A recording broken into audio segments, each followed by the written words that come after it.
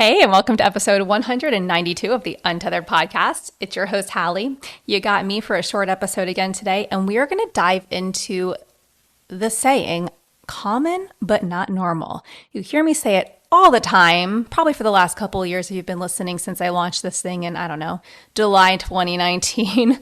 But here we are saying it again. So we're going to focus on some of the top areas of statements that may be common in children, but yet they're not normal.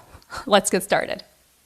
Quick disclaimer, all information, content, and material of this podcast are the opinions of the speakers and is for the informational purpose only and not intended to serve as a substitute for the consultation, diagnosis, and/or medical treatment of a qualified healthcare provider. Welcome to the Untethered Podcast. I am your host, Hallie Balkin. I'm a certified orofacial myologist, feeding specialist, and mentor. This podcast is all about getting your questions answered and collaborating with colleagues to bring you the most up-to-date information in the orofacial myofunctional therapy, tethered oral tissue, and airway space. I challenge you to keep an open mind and join my mission to get this information out to the masses. Let's get started. Welcome back to another short episode in our little, we'll call it the holiday series that we're doing. I don't know if you guys, if this happens, if you own a private practice or if you work at one, but we tend to see an uptick in concerned parents and calls during the holidays, especially surrounding Thanksgiving and, Hanukkah, Christmas, when a lot of family members are getting together and parents are noticing sometimes that children, young children, infants, toddlers, like they may have some delays. Like there's, parents sometimes get concerned and wonder after they've seen other children in the family if their child's skills are on par with where they should be, right? And so we typically will see a bit of an uptick in calls following Thanksgiving, following the new year. And so anyways, this might be really helpful to give you that little nudge to, yes, make the phone call, or you know what? No, I don't see these things in my kid. I think things might be okay. But I always say, follow your gut. If you're concerned, it can never hurt to have an eval done to at least give you peace of mind and or determine, oh, wait, you know what? There is something more going on here. So anywho, that's not the point of today's episode. The point of today's episode is common, not normal. And this is something that you've probably heard me say a bunch of times. It's something that I feel is used in place of actually doing research, collaborating with colleagues, making referrals. What do I mean by that? You'll go to a pediatrician or you'll go to a doctor or somebody, some type of specialist, and you'll say, well, hey, I'm concerned about my child's drooling, and they'll say, oh, drooling is so common. And you'll be like, well, my kids too. And they'll be like, yeah, it's fine. Just, by the time they're 3, it's so common. By the time they're 3, they should stop. Or, oh yeah, my kid still sucks their thumb or uses their pacifier. And, provider will say, it's fine. By the time they're 4, they'll probably be done with that. Don't stress. If not, we'll take away the pacifier then. Or you'll hear things like, oh yeah, colic in babies. That's so common, so common. What I want to tell you is, and I'm going to give you a whole list of things in about 30 seconds. But what I want to tell you is just because something is common does not mean it's normal. And what I mean by that is it's not something that should necessarily be ignored. So if you have a concern and somebody is writing you off, that we're writing that concern off, they're downplaying it, maybe you feel like you're being gaslit, whatever the case may be, use this as and this is not an all-inclusive list, but these are a lot of, these are just going to be off the top of my head really, but a lot of things that we hear frequently that I want to share with you so you have a really good understanding on what is common these days, but not necessarily normal. So, and I do feel very passionately about this, in my method course, I have 3 main parts. The first part is called correct versus common, because I want to really drill into the brains that go through the course, the providers, that just because something commonly happens doesn't mean that it's functional or healthy. You know, I don't love calling things like typical, atypical, correct, not correct, normal, not normal per se. I don't love putting those kind of labels on it. But if that's what gets the attention so that we can focus on what's healthy, what's going to help a human thrive, especially if they're still in early growth phases, like our infants and toddlers and young elementary school students, then you will hear me say these things because I know it captures the attention of people who need to hear this. So what are these things that are common, not normal? I mentioned colic. I mentioned drooling, right? You know, if a baby's cutting a tooth and they're drooling a bit, fine. I'll give you that. If a baby has to wear a bib, a toddler has to wear a bib, that you might see it happen. It's not normal. You should not have to wear a bib to catch drool. That tells us that there is mouth breathing going on during the day and that the child does not have control over swallowing back their saliva or their mouth is open. So the saliva is escaping the mouth and dripping down the face, maybe onto that bib. We need to be looking at why this is happening, right? Teeth clenching and or grinding. Common, not normal. And this is across the lifespan. We see this in infants, toddlers, young children, older children, teens, adults. Never normal. Clenching and grinding is typically a stress response. We do see in patients who have airway obstruction, like maybe you have enlarged tonsils or adenoids, or you have a small airway, or maybe even you have a large airway, but it like is very, it collapses really easily, especially when you lay down. If we're seeing clenching and grinding and the teeth there's wear on the teeth and the dentist is pointing that out, we need to be looking at airway. That is concerning. Mouth breathing, right? Kind of goes hand in hand with the drooling piece a little bit, because if our mouth is open, we're mouth breathing and the drool can escape, that makes sense. But also it's important to mention things like audible breathing, whether you're awake or asleep. Like we should not hear someone breathing. Let that sink in. We should not hear breathing. We've had parents, and I've shared this on other episodes, where they're really concerned after their child either has a tongue tie release or they have tonsils or adenoids removed or all of the above, or maybe they've had some intervention. The child's now nasal breathing, not mouth breathing anymore, right? We've had some combination of interventions and they kind of get freaked out because they're like used to hearing like a or a, right? Which takes me into snoring. We'll get there in a minute. Also not normal. We should never hear breathing. Shouldn't be audible. We should not hear breathing, whether a child is awake or asleep. And it can be quite scary if you're used to it. And all of a sudden there's silence when they're sleeping or sitting next to you. And you're like, are they awake? Are they alive? What's going on here? And that is actually a fear, like not a fear, but like maybe it's a fear response that we've had many parents share with us, that like, I just ended up sitting next to the crib all night, or I kept going and checking on them all night, or I kept checking the monitor because I could not hear them. And it scared me because I'm not used to that. And hey, that's your child probably getting one of their first complete restorative nights of sleep ever. So something to really pay attention to. That's a big one. Mouth breathing, audible breathing, whether you're awake or asleep.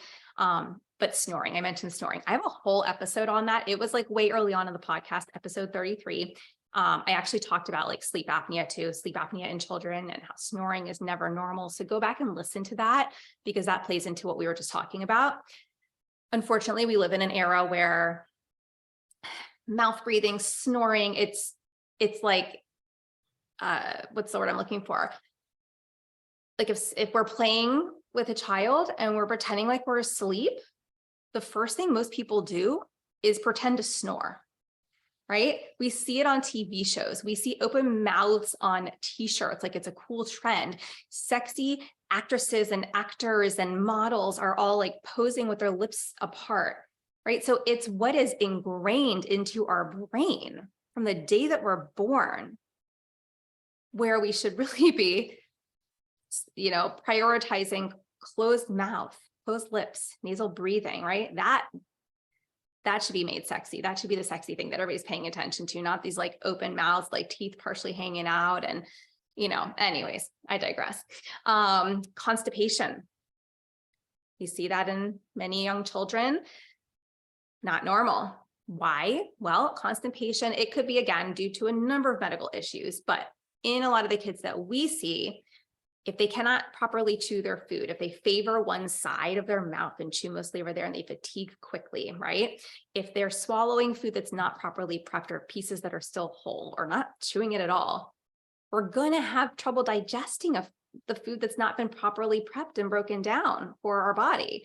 So that in turn leads to constipation, as does sometimes diets that are, lacking foods that we need to remain regular, which a lot of our little kiddos who may have feeding issues, that could be a real challenge. So constipation is a sure sign that something is awry, right? We need to be looking into what's going on. And I would definitely be ruling out any issues at the level of chewing and prepping that food for swallowing, and then the initiating of the swallow, what that looks like. What else? Bedwetting. Just did a whole episode on bedwetting. You can go back to the prior episode. It's short and sweet. Listen to it. Bedwetting past like age 4, arguably 5, like preschool years. It's not typical, not normal, especially if daytime is under control. So go listen to that episode. I won't jump into all that because chances are you already listened to it or you're going to go listen to it next. Malocclusion. Hi, disclaimer, not a dentist, not an ENT, not an allergist, not, I don't move teeth for a living. I don't remove tissue. I don't, I'm not claiming to. I'm just sharing with you what we see frequently in patients, what I talk about frequently with colleagues, especially on the podcast. Maybe you've heard all of this before. But expansion, needing expansion, common, not normal, malocclusion, right? Crossbite, open bite, class 1, class 2, class 3, well, class 1, ignore that, but different types of malocclusion, not normal, right? Crooked teeth, not normal. That's malocclusion, right? There's not enough room for the teeth. Delayed eruption of teeth because there isn't space. Not having enough space for your tongue. None of these things, these things may be more and more common, especially because we've talked about how epigenetically, we're seeing changes in the skull, we're seeing jaws are shrinking, we're seeing things happen as a result of the times that we live in, right? It's both due to, well, we won't go into, I could talk about that for an hour. So we'll go into that in another episode, but bottom line is it's happening, right? And it's common. But needing expansion, needing braces is not normal. Why are there people who don't need any of that? Well, because they have airways that are a healthy size. They have enough room for their tongue and their palate. Their tongue is not tethered to the floor of their mouth. They're chewing properly. They're swallowing properly. They are we could go so far to say is maybe they're eating the right foods, right? To maintain their healthy status. They're not drooling. They're not, babies typically experience colic. I'm not going to say it's about an older child or adult necessarily, but they're not grinding their teeth. They're not clenching their teeth. They're pretty regular with their bowel movements. They're not constipated. They're nasal breathing, like I mentioned. So we're not seeing that mouth breathing we're not hearing them at night when they sleep. Their mouth is closed. They're breathing through their nose. They're not wetting the bed or getting up frequently to go to the bathroom, right? All of these things, when you start to think about them, should really give you pause if this is you or your child or a patient on your caseload. Even picky eating. Okay, picky eating is not necessarily a typical thing that we expect for all. Not all kids go through that. We say, okay, it can be something kids go through, but it could be related to different stages of development. And arguably, maybe these kids are figuring out what autonomy is. Hey, I get to make my own decisions. Oh, you know what? I really don't like that. Tastes change, experiences happen, right? So picky eating, fine. But beyond a few months, if it goes on for more than 2 months, that's no longer picky eating. That is selective eating, and that needs to be addressed, right? Excuse me. Might be common, may be becoming more common these days, not normal. Tongue ties, common, not normal. have plenty of episodes on tongue ties, so be sure to go and check that out. This one's going to ruffle a little bit of feathers, and I'm going to end on this one today. Maybe this one even deserves its own whole episode. I thought I've done an episode on this before. Maybe that'll be our next episode. I'll do it next. We're just going to say it. Speech sound disorders and delays, being in speech forever, lisps might be common, but it's not normal. Okay. And look, again, I'm not saying any of these things to alienate or make somebody feel poorly. I'm saying them for you to put your ego aside, and I'm talking to you practitioners, and go, you know what? Yeah. Like, why is it that some kids have this and some kids don't? Obviously, there's other root causes of some of these things that we've talked about, including speech sound disorders. Okay. And I'm not discounting that, right? I'm not saying that these other diagnoses are not real. But if we haven't ruled out a feeding issue, an orofacial myofunctional disorder, tethered oral tissues, airway issues, right? If we haven't ruled these things out, how can you possibly make a differential diagnosis and know that these things are not at play? You can't. You can't. Okay. And because I told you I was going to keep these short and sweet, I'm going to make next week's episode all about speech. We'll do speech, and then I'll talk about another topic that I mentioned I would talk about in one of the prior episodes in this series. All right. So let's continue the speech conversation, because I want to talk about lisps and production of different speech sounds, how, the impact of tongue ties, and ultimately beyond that, beyond the fact that lisps are not normal, and I want to jump into some specific sounds and how maybe putting a Band-Aid on some of these things and teaching compensations is unethical. And unless that's what the patient asks you for, right? Keeping a child in therapy for a long time, not okay. So we're going to wrap this up here, but I wanted to give you this list of things that are common, but not normal, so that you can arm yourself, whether you're a provider who's getting into this space, a provider who wants to share this with a patient who wants to ask more questions. And now you have, this has helped you formulate some questions, and or a parent of a child who's looking for help surrounding any of these issues. You are not crazy. These things are common. They are not normal. And I am not going to apologize for other people who have dismissed you, but I am going to encourage them to hopefully get some education in the airway health space, because that's really what all of this ties back into. So I hope this was helpful. If you are a provider and you're listening to this before December 7th, as you heard, we are doing I am giving a training. Go to, what is the site that I'm having you go to airwayfirstmyo.com and join us. I'm going to be talking about some of these things and individualized treatment planning, order of treatment based on the individual's needs. I'm going to use my own case as the example of what happened over a course of 7 years and how I actually wish I did things in a different order, because I think it would have turned out a lot differently. I'm technically not done. There's a little bit more for me to do, but I'll be talking about that in the December 7th training. So if you're a provider in the space, I welcome you to join us there. And if not, I will be back right here next week with another short episode talking all about tongue ties and speech sounds. Chat with you then. Bye. Thanks for listening to this podcast. If you want to hear more of these Myo, TOTS, airway, and feeding related episodes, be sure to leave a review on Apple Podcasts or pledge a small amount on patreon.com/the Untethered Podcast.